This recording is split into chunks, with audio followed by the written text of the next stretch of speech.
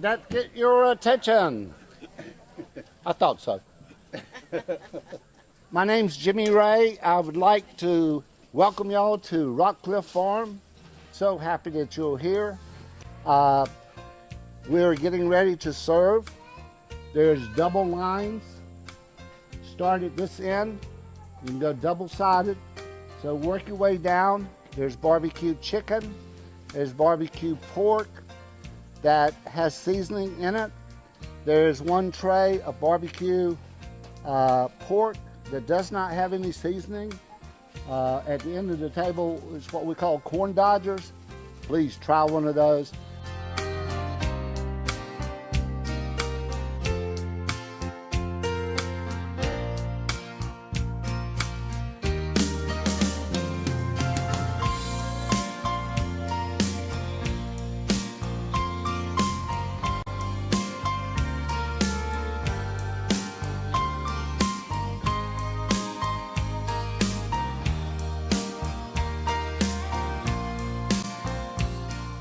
Recognize Jimmy, he will make a presentation.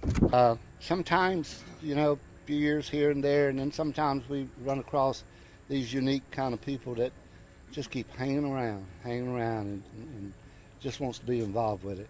Joe, could you stand up, please? Now it's your turn. If you could come forward. Now I'm officially... well, not quite. Warmer? No, not yet? Yeah.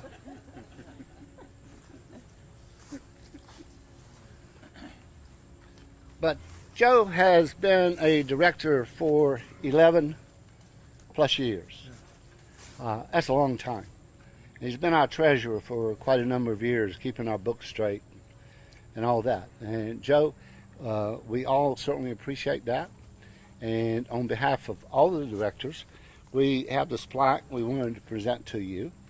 And it reads, presented to Joe Polonis, in recognition of your 11 years of dedicated service as director. This is from your fellow board of directors of the B.W. Wells Association, 2017. Joe is retiring. This plaque at the very top is a picture of the homestead. The picture was probably taken back out there.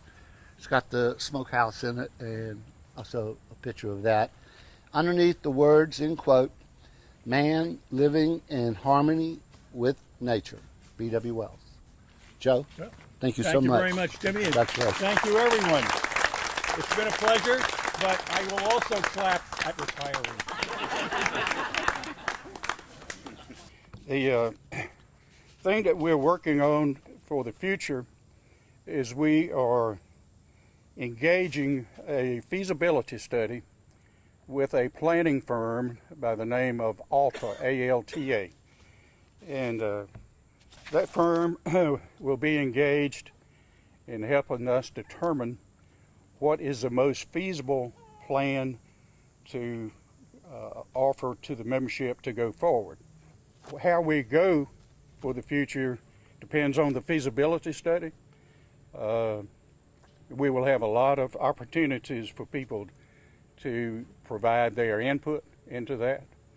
There's a lot of things to consider, and again, we have to try to come up with something that's broad-based, because to do what we want to do will require public money. This is the people's park, and the people's money should build the park, or the facility. It's already a park, but in times to come, hopefully not too far in the distant future, there may be a Wake County bond issue, and we want to be prepared to do what we can do when that bond issue gets announced. We want to have a place at the table to discuss what our thoughts are, and we're getting ready now to be in position to do so. In a nutshell, what we're thinking about right now is paving the road, which is 9/10 of a mile, all the way down here to this site. We are thinking about building a permanent structure that will have bathrooms and possibly a classroom or two in it, that will be open and staffed all the time and maintained, hopefully, by Wake County. Also, we would hope to have a nice paved parking lot to support the parking facilities and the parking needs that we'll have. That's our dream. It might get modified quite a bit, but that's what we're starting out with, and we'll see where we get with that. So it's indeed my honor and privilege to introduce our speaker today, the Honorable Sig Hutchinson, who is chair of our Wake County Commissioners.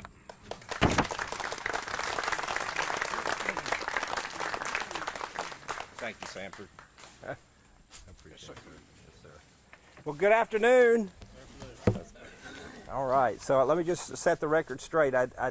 Nancy and I, my sweet wife, right here, we're in Columbia, South Carolina for 7 years, and yes, I am a Gamecock by education, but NC State paid my wife for 24 years.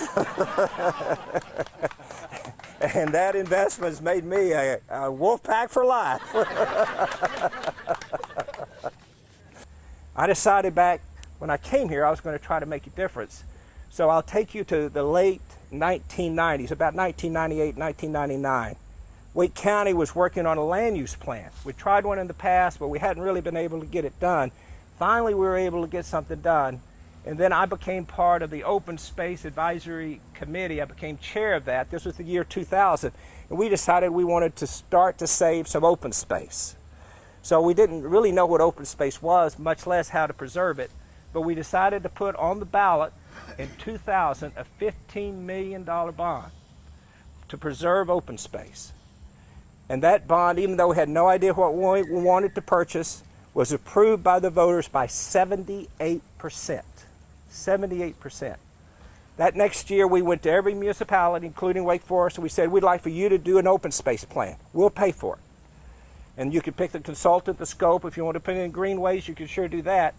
And then we took all 12 of those those open space plans, and then Wake County did the unincorporated area and came up with the very first green print for Wake County.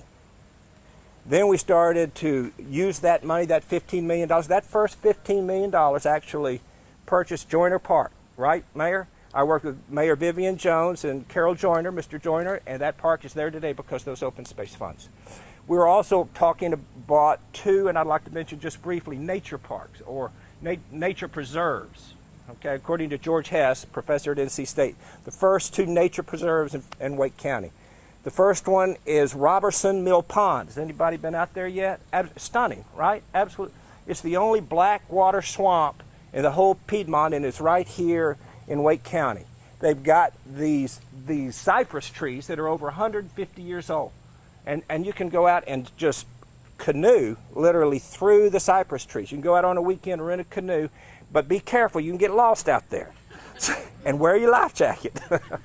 But they've got these buoys that kind of take you through, and the wildlife is absolutely stunning. Absolutely stunning. This is the work that we're doing here in Wake County.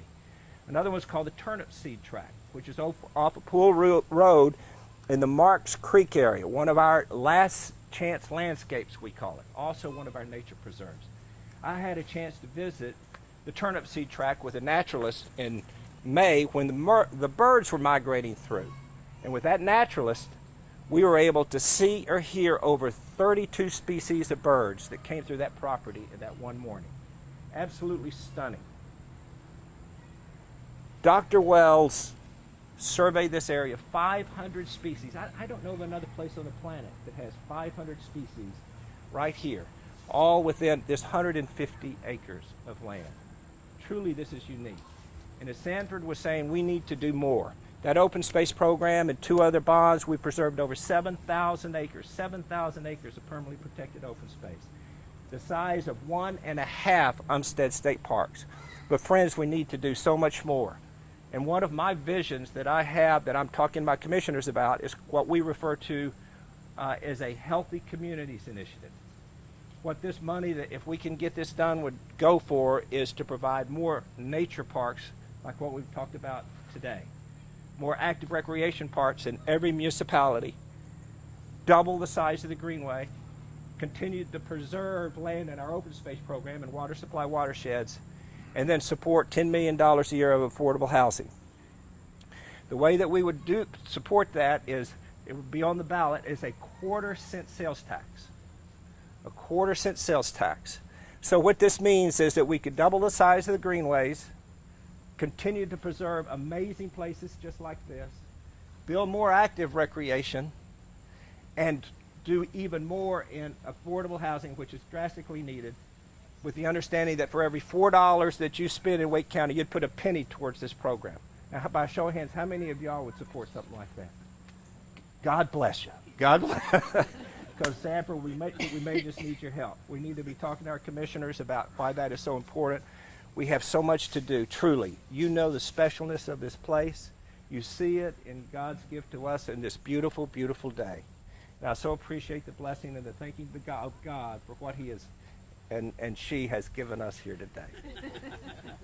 Truly, thank you, my friends. There's so much we have done. There's so much we have to be thankful for and feel blessed about, but yet there is so much more we have to do. And I look forward to working with Mayor Jones and Sanford and you to helping get even a little bit more done. Thank you so much for your time. It's so great to be with you.